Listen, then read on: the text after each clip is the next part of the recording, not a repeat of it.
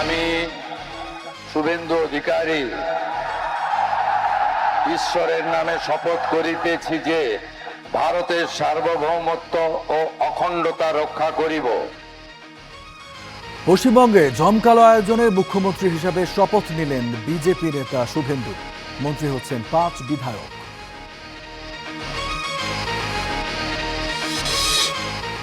দুটি আসনের জন্য আটকে আছে তামিলনাড়ুর অভিনেতা থালাপতি বিজয়ের সরকার গঠন।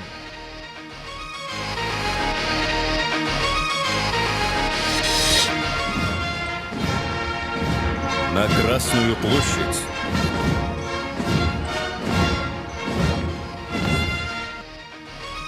এবং রাশিয়ায় বর্ণাঢ্য আয়োজনে দ্বিতীয় বিশ্বযুদ্ধে বিজয়ের বার্ষিকী পালন। ইউক্রেন যুদ্ধে 3 দিনের বিরতি।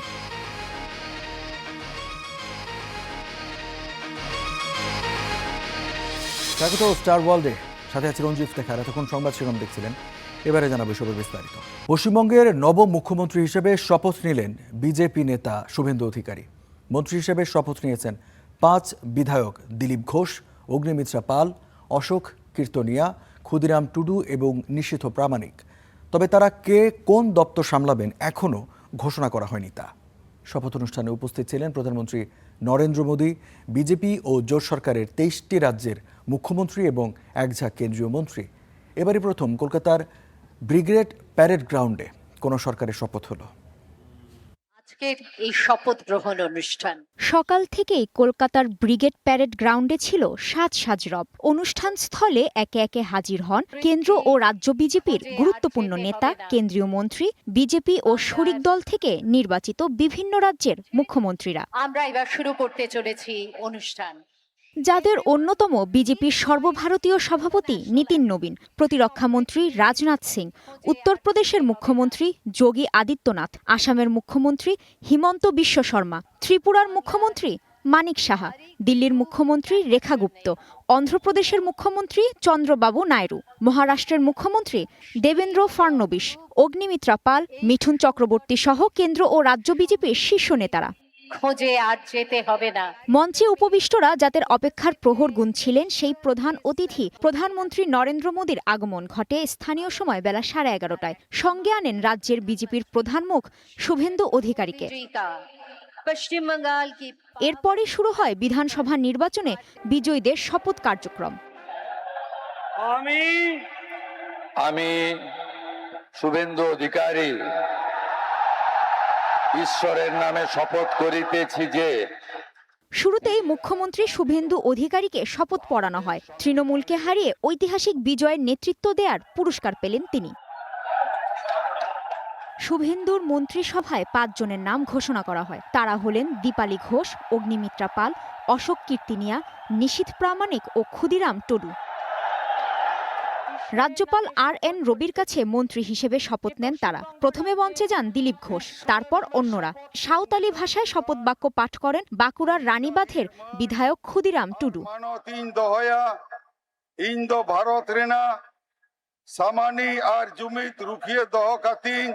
এর পরপরই শেষ হয় প্রথম ভাগের আনুষ্ঠানিকতা।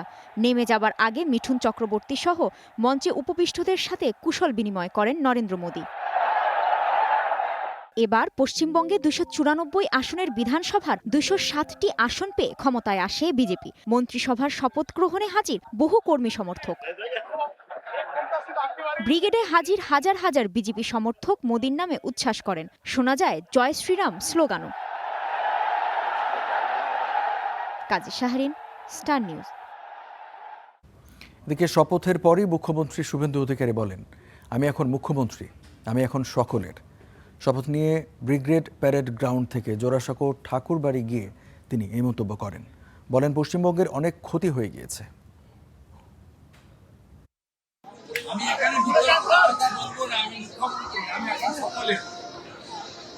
আমি চাই মুখ্যমন্ত্রীর উদয় হোক। আমি শুধু বলবো যারা এখন সমালোচনা করছেন তাদের চৈতন্য উদয় হোক। দর্শক, পশ্চিমবঙ্গে শেষ হলো বিধানসভা নির্বাচনে বিজয়ী সদস্যদের শপথ গ্রহণ। এই বিষয়ে আরও জানাতে আমাদের সাথে কলকাতা থেকে সরাসরি যুক্ত হয়েছেন সহকর্মী সুজিত দুয়ারি।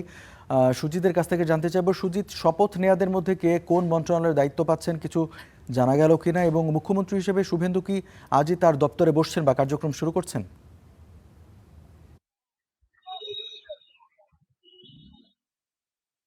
আপনাকে জানিয়ে রাখি যে মুখ্যমন্ত্রী হিসাবে একেবারে অফিসিয়ালি দায়িত্ব কিন্তু আজ থেকেই নিয়ে নিয়েছেন এবং তিনি মুখ্যমন্ত্রী হিসেবে শপথ নেওয়ার পর চলে গিয়েছিলেন জোড়াসাঁকোতে। সেখানে রবীন্দ্রনাথ ঠাকুরের মূর্তিতে মালা দেন এবং সেখানে শ্রদ্ধা জ্ঞাপন করেন। পাশাপাশি সেখানে রবীন্দ্র জয়ন্তী উৎসব চলছে, সেই উৎসবে কিন্তু সামিল হন, কারণ আজকে 25শে বৈশাখ রবীন্দ্রনাথের জন্মদিন। সেই জন্মদিন উপলক্ষে বেশ কিছু অনুষ্ঠানে তিনি এসেছিলেন এবং সেখানে সংবাদ মাধ্যমের মুখোমুখি হয়েছিলেন। আপনাকে জানিয়ে রাখি যে আজকে কিন্তু আরো 5 জন মন্ত্রী হিসাবে তারা শপথ নিয়েছেন, তবে কে কোন দপ্তর পাচ্ছেন এখনই কিন্তু স্পষ্ট করে তা বলা হয়নি, কারণ সেটা হয়তো সময় লাগবে, সময়ের পরে জানা যাবে কে কোন দপ্তর পাচ্ছেন। তবে সেলিব্রিটি যারা আছে তারাও এসেছিলেন, আমরা কথা বলেছি তাদের সঙ্গে, তারাও বলছেন যে টলিপাড়ায় একটা গুঞ্জন ছিল যে টলিপাড়াতে আগে কথা বলতে পারতেন না, তৃণমূলপন্থী যারা রয়েছে তারাই কাজ পেতেন, তারাই টলিউডের হর্তাকর্তা বিধাতা ছিলেন। সেই জায়গায় দাঁড়িয়ে একেবারে বিজেপি পন্থী যারা রয়েছে, রুদ্রনীলরা রয়েছে, কৌশিক চক্রবর্তীরা রয়েছে, যারা রয়েছে তারাই কিন্তু এবার এই টলিউডের রাশ তাদের হাতে থাকছে, অর্থাৎ টলিপাড়া যে স্টুডিও পাড়া সেখানে রাশ কিন্তু তাদের হাতে থাকবে এমনটা মনে করা হচ্ছে। পাশাপাশি আজকে যদি শপথ গ্রহণ অনুষ্ঠানের দিকে দেখা যায়, সেখানে প্রায় 2.5 লক্ষ মানুষের সমাগমে কিন্তু এই শপথ গ্রহণ অনুষ্ঠান হয়। সেখানে বেশ কয়েকটি রাজ্য থেকে মুখ্যমন্ত্রীরা এসেছিলেন, তারাই শপথ গ্রহণ অনুষ্ঠানে যেমন থাকেন তেমনি প্রধানমন্ত্রী, স্বরাষ্ট্রমন্ত্রী সবাই ছিলেন। একেবারে প্রধানমন্ত্রীকে দেখা যায় শুভেন্দু অধিকারী বুক চাপড়ে দিচ্ছেন এবং তিনি একেবারে বাহবা দিচ্ছেন না, হাসিতে আপ্লুত শুভেন্দু অধিকারী তিনি নিজেও প্রধানমন্ত্রীর হাত ধরে প্রণাম নেন এবং তিনি বলেন যে একেবারে মানুষের সরকার তৈরি হবে, যে সরকার তিনি শপথ নিয়েছেন এভাবেই যে একেবারে সবার সঙ্গে সামঞ্জস্য রেখে কাজ করবে এই সরকার। সুজিত, আপনাকে ধন্যবাদ। দর্শক, কলকাতা থেকে বলছিলেন সহকর্মী সুজিত দোয়ারি। পশ্চিমবঙ্গের সংখ্যালঘু ভোটারদের নিয়ে বিজেপি নেতা ও নবনির্বাচিত মুখ্যমন্ত্রী শুভেন্দু অধিকারীর বক্তব্যকে ঘিরে চলছে বিতর্ক। ভোটের পর তিনি দাবি করেছেন কোনো মুসলিম ভোটার বিজেপিকে ভোট দেয়নি। গুজরাটের মতো পশ্চিমবঙ্গেও মুসলিম মোগল শাসকদের নাম মুছে ফেলতে চেয়েছেন তিনি। তার বিভাজনের এই রাজনীতি নিয়ে শঙ্কা জানিয়েছেন বিশ্লেষকরা। আমরা বিজেপি এলে আকবরের নাম মুছবো, শাহজাহানের নাম মুছবো, কোন মোগল পাঠানের নাম লিখতে দেব না। যদি কোথাও লেখা থাকে ভালো করে পুজবো, মুছবো, ঘষবো এবং পুছে দেব। বিধানসভার নির্বাচনী প্রচারণায় মুঘল আমলের মুসলিম শাসকদের নিয়ে এমন বিতর্কিত মন্তব্য পশ্চিমবঙ্গের নবনির্বাচিত মুখ্যমন্ত্রী শুভেন্দু অধিকারীর। ইতিহাস গড়া বিজয়ের পর শুভেন্দুর দাবি কোনো মুসলিম ভোটারই নাকি বিজেপিকে ভোট দেয়নি, শুধু হিন্দু ভোটের উপর ভর করেই জয় পেয়েছে বিজেপি। আমাকে ভবানীপুরের মুসলমানরা ভোট দেয়নি, আমাকে জিতিয়েছে হিন্দুরা, জৈন, শিখ সমাজ। আমি তাদের প্রণাম করি। এই সিট জেতা দরকার ছিল। এক ধাপ এগিয়ে সরকার থেকে সংখ্যালঘু দপ্তর বাতিলের ইঙ্গিত দিয়েছেন পশ্চিমবঙ্গ রাজ্য বিজেপির সাবেক সভাপতি দিলীপ ঘোষ। সংখ্যালঘুদের সন্ত্রাসী তকমাও দেন হিন্দুত্ববাদী এই নেতা। সংখ্যালঘুদের তো উন্নয়ন হয়েছে, গত 80 বছর ধরে সংখ্যালঘুদেরই উন্নয়ন হয়েছে, অথচ তারা গরিব, তারা অশিক্ষিত, তারা ক্রিমিনাল। বিজেপির কোনো দায় নেই সংখ্যালঘুদের উন্নয়ন করার। বিজেপির শীর্ষ নেতৃত্বের এইসব মন্তব্যে তীব্র রাজনৈতিক বিতর্কের জন্ম দিয়েছে। স্টার নিউজকে পশ্চিমবঙ্গের রাজনৈতিক বিশ্লেষক অর্ক বাদুরী বলেছেন, বিজেপি নেতাদের মনোভাবের কারণে এরই মধ্যে আক্রান্ত হয়েছেন সংখ্যালঘু মুসলিমরা। ভারতীয় জনতা পার্টি রাজনীতি দাঁড়িয়েই রয়েছে সংখ্যালঘু সম্প্রদায়ের অপরায়ণের উপরে, আদারাইজেশনের উপরে। সবচেয়ে ভয়ঙ্কর ব্যাপার যে এই শুভেন্দু অধিকারী এবং ভারতীয় জনতা পার্টি তারা ভারতীয় সংবিধানের খুব গুরুত্বপূর্ণ যে একটি স্তম্ভ সেকুলারিজম সেটার বিরোধিতা করছেন। পশ্চিমবঙ্গের বিশ্লেষকরা সতর্ক করে বলছেন, এমন বিভাজনমূলক বয়ান রাজনৈতিক বিতর্কের পাশাপাশি ধর্মীয় সম্প্রীতি ক্ষতিগ্রস্ত করতে পারে। তাই পরিস্থিতি নিয়ন্ত্রণে রাজনৈতিক নেতাদের সংযত ভাষা ব্যবহার জরুরি বলে মনে করছেন তারা। মাজিদ শাহরিয়ার, স্টার নিউজ। 3 দশকের রাজনৈতিক অভিযাত্রার পর পশ্চিমবঙ্গের মুখ্যমন্ত্রী হলেন পূর্ব মেদিনীপুরের বাসিন্দা শুভেন্দু অধিকারী। রাজনীতিতে হাতেখড়ি কংগ্রেসে, 90 দশকে ছিলেন কংগ্রেসের রাজনীতিতে। 1995 সালে কাঁথি পৌরসভার কাউন্সিলর, 2006 সালে প্রথমবারের মতো বিধানসভার সদস্য। এবার হলেন মুখ্যমন্ত্রী। শুভেন্দু অধিকারীর এই রাজনৈতিক যাত্রাই এখন পশ্চিমবঙ্গ রাজনীতির সবচেয়ে আলোচিত অধ্যায়। পূর্ব মেদিনীপুরের কাঠির মাটি থেকে রাজ্যের ক্ষমতার কেন্দ্র কলকাতা। 3 দশকের দীর্ঘ রাজনৈতিক পথ চলার পর পশ্চিমবঙ্গের রাজনীতির নতুন ম্যাজিকম্যানের নাম শুভেন্দু অধিকারী। রাজনৈতিক জীবনের সূচনা 1995 সালে কাথি পৌরসভার কাউন্সিলর হিসেবে। এরপর ধীরে ধীরে তৃণমূল কংগ্রেসের অন্যতম সংগঠক হিসেবে নিজেকে প্রতিষ্ঠিত করেন শুভেন্দু। 2006 সালে দক্ষিণ কাথি কেন্দ্র থেকে প্রথমবার বিধায়ক নির্বাচিত হওয়ার পর তার রাজনৈতিক উত্থান আরও গতি পায়। তবে রাজ্য রাজনীতির কেন্দ্রবিন্দুতে তিনি উঠে আসেন 2007 এবং 8 সালের ঐতিহাসিক নন্দীগ্রাম আন্দোলনের নেতৃত্ব দিয়ে।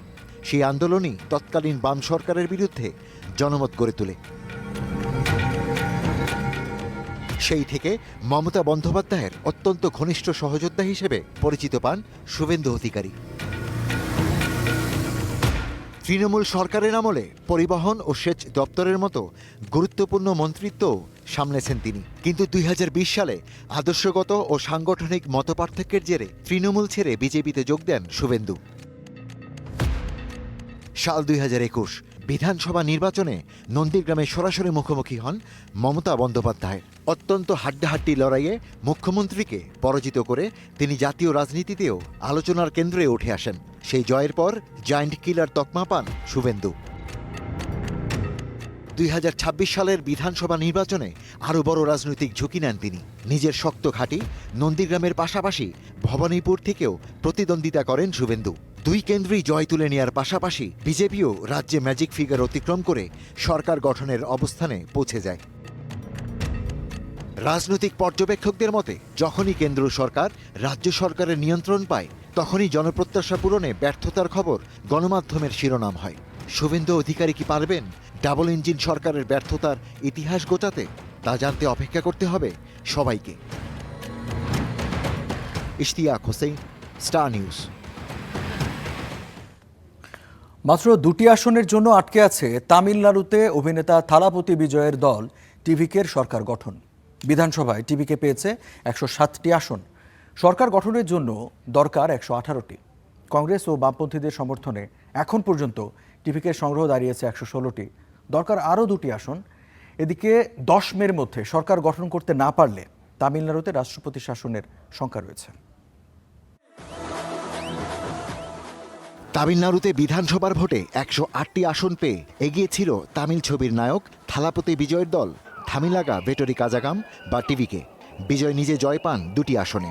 ফলে তার দলের মোট বিধায়ক সংখ্যা দাঁড়ায় 107।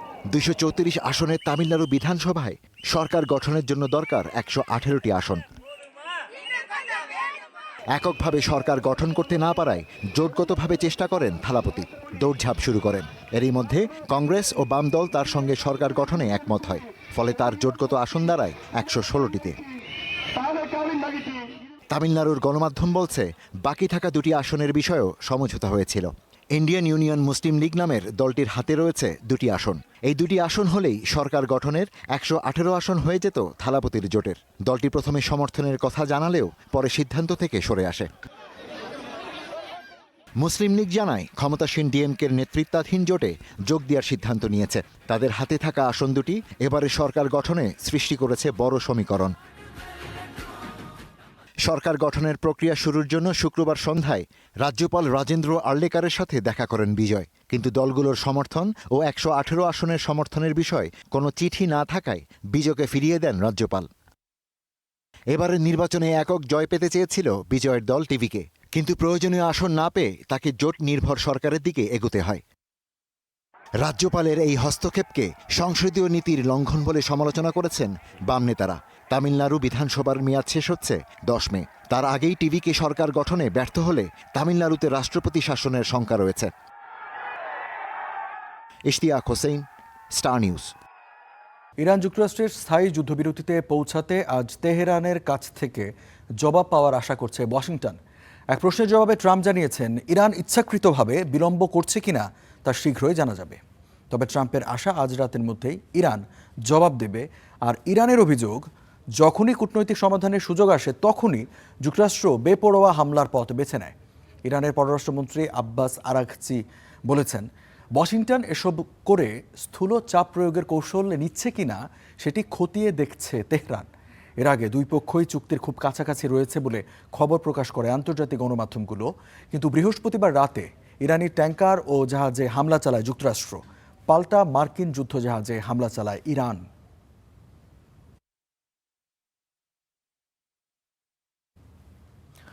অন্তরালে থেকে যুক্তরাষ্ট্র ও ইসরায়েলের বিরুদ্ধে লড়াই করে যাচ্ছেন ইরানের সর্বোচ্চ নেতা মুজতাবা খামেনি।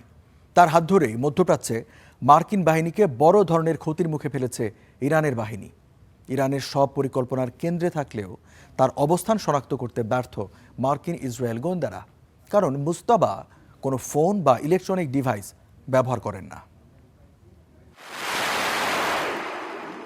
মার্কিন ও ইসরায়েলি যৌথ হামলার প্রথম দিনই গত ২৮ ফেব্রুয়ারি নিহত হন ইরানের সর্বোচ্চ নেতা আয়াতুল্লাহ আলী খামেনি।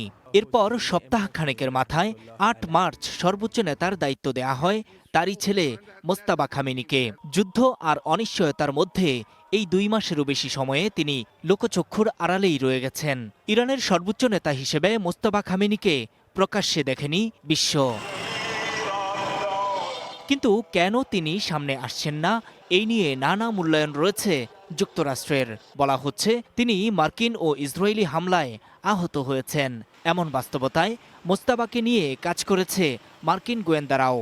সেই গোয়েন্দা প্রতিবেদনেই উঠে এলো ইরানের বর্তমান সর্বোচ্চ নেতা আহত হয়েছিলেন, তবে এই পরিস্থিতিতেও তিনি পালন করে যাচ্ছেন রাষ্ট্রীয় দায়িত্ব। গোয়েন্দা প্রতিবেদনের বরাত দিয়ে সিএনএন বলছে, আহত হলেও সর্বোচ্চ নেতা যুদ্ধ কৌশল প্রণয়ন করছেন আর সেভাবেই এগোচ্ছে ইরান। একাধিক সূত্র বলছে, মোজতাবার অবস্থান ঠিক কোথায় তা এখন পর্যন্ত নিশ্চিত করতে পারেনি মার্কিন গোয়েন্দা সংস্থা। অবস্থান শনাক্ত করতে না পারার পেছনে প্রধান কারণ হিসেবে দেখানো হচ্ছে মোজতাবা কোনো মোবাইল বা অন্যান্য ইলেকট্রনিক ডিভাইস ব্যবহার করছেন না। সূত্র বলছে, তিনি শুধুমাত্র তাদের সাথেই কথা বলেন যারা তার সাথে দেখা করতে পারেন। বার্তা পাঠান কুরিয়ারের মাধ্যমেও। চিকিৎসার জন্য তিনি বিচ্ছিন্ন অবস্থায় রয়েছেন। তার শরীরের একপাশে মুখ, হাত ও পায়ে গুরুতর পোড়া ক্ষত রয়েছে বলেও দাবি করছে সূত্রগুলো। ইরানের সর্বোচ্চ নেতার কার্যালয়ের প্রটোকল প্রধান মাজাহের হুসেইনি শুক্রবার জানিয়েছেন, মোজতাবা এখন সম্পূর্ণ সুস্থ। তার পা ও কোমরের নিচের অংশে সামান্য আঘাত লেগেছিল, কানের পেছনেও কিছুটা আঘাত পেয়েছিলেন, তবে ক্ষতগুলো সেরে উঠেছে। শত্রুরা নানা ধরনের গুজব ও মিথ্যা দাবি ছড়াচ্ছে বলেও দাবি করেন হুসেইনি। ইরানের প্রেসিডেন্ট মাসুদ পেজিশকিয়ানও দাবি করেন সর্বোচ্চ নেতার সঙ্গে সাক্ষাৎ করেছেন। বৈঠক হয়েছে ২.৫ ঘন্টার। এটি ছিল ইরানের কোনো শীর্ষ কর্মকর্তা ও দেশটির নতুন সর্বোচ্চ নেতার মধ্যে প্রথম সরাসরি বৈঠক। নূর মোহাম্মদ, স্টার নিউজ। এদিকে যুক্তরাষ্ট্রের সাথে উত্তেজনার মধ্যে সামরিক মহড়া চালালো কিউবা। মহড়ায় কোনো কিউবার সেনাদের গোলাবর্ষণ করতে দেখা গেছে। কিউবার মধ্যাঞ্চলের ভিলা ক্লারায় অবস্থিত সেন্টার ফর আর্মি স্টাডিজের একটি প্রশিক্ষণ মাঠে সেনারা বিভিন্ন কৌশলগত মহড়ায় অংশ নেয়। এ সময় উপস্থিত ছিলেন সেন্ট্রাল আর্মির প্রধান ডিভিশন জেনারেল রাউল ভিয়ার ক্যাসেল। কিউবার বিরুদ্ধে মার্কিন প্রেসিডেন্ট ট্রাম্পের কঠোর হুমকির মধ্যেই এই মহড়া অনুষ্ঠিত হলো। গেল জানুয়ারিতে কিউবার দীর্ঘদিনের মিত্র ভেনেজুয়েলার নেতা মাদুরোকে তার বাসভবন থেকে তুলে নেয় মার্কিন বাহিনী। এরপর তিনি কিউবার তেল সরবরাহ বন্ধ করে দেন। ফলে দ্বীপরাষ্ট্রটি বিদ্যুৎ ও জ্বালানি নিয়ে ব্যাপক সংকটে পড়ে। সম্প্রতি ট্রাম্প ঘোষণা করেছেন, ইরানের পর তার পরবর্তী লক্ষ্য হলো কিউবা। কিউবার বিরুদ্ধে নিষেধাজ্ঞা আরও বিস্তৃত করে গত সপ্তাহে একটি নির্বাহী আদেশে সই করেন Trump.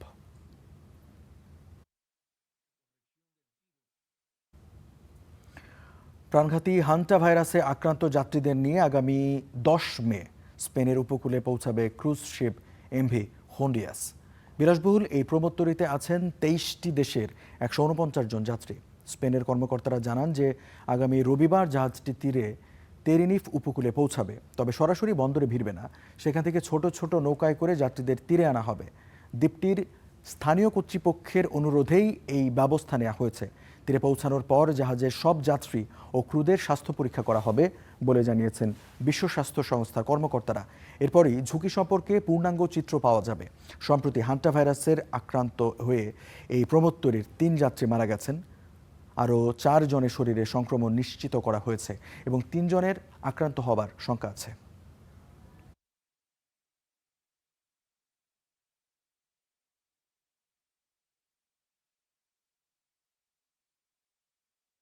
How we can ensure that all the disembarkation from the boat can be done. জাহাজটি তীরে পৌঁছানোর পর আমাদের মূল লক্ষ্য হবে কিভাবে নিরাপদে যাত্রী নামানোর প্রক্রিয়াটি সম্পন্ন করা যায়। আমাদের মহামারী বিশেষজ্ঞরা বোঝার চেষ্টা করছেন জাহাজটিতে কি ঘটেছিল এবং যাদের সংক্রমণ নিশ্চিত হয়েছে তাদের সঙ্গে অন্যদের কি ধরনের যোগাযোগ হয়েছিল।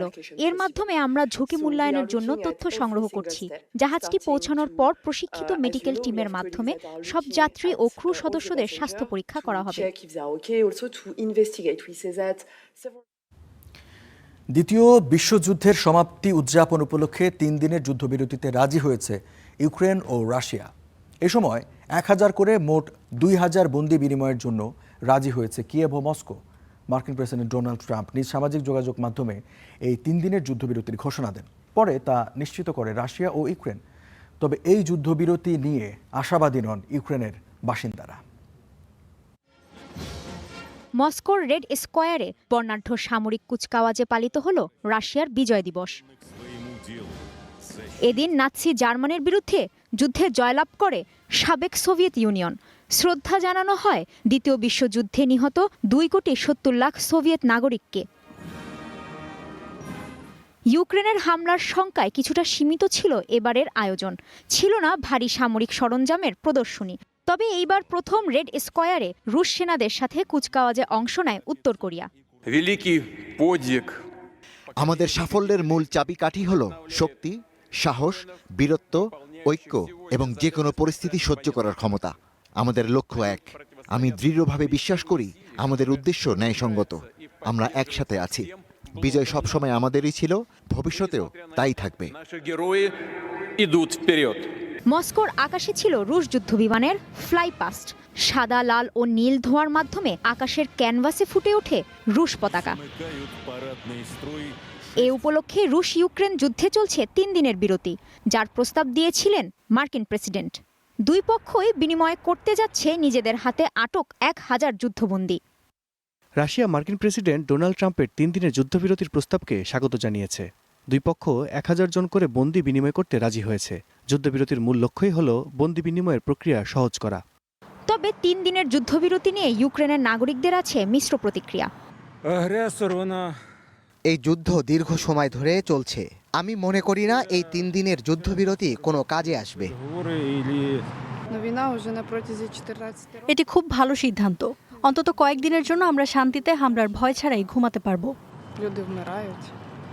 দ্বিতীয় বিশ্বযুদ্ধে রুশ নাগরিকদের সাথে নিহত হয় হাজারো ইউক্রেনীয় বাসিন্দা। তাদের স্মরণে স্মৃতিস্তম্ভে ফুল দিয়ে শ্রদ্ধা জানায় ইউক্রেনের মানুষ। কাজী শাহরিন, স্টার নিউজ। দর্শক, এই ছিল আজকে স্টার ওয়ার্ল্ডে। এতক্ষণ যারা সাথে ছিলেন সবাইকে অসংখ্য ধন্যবাদ।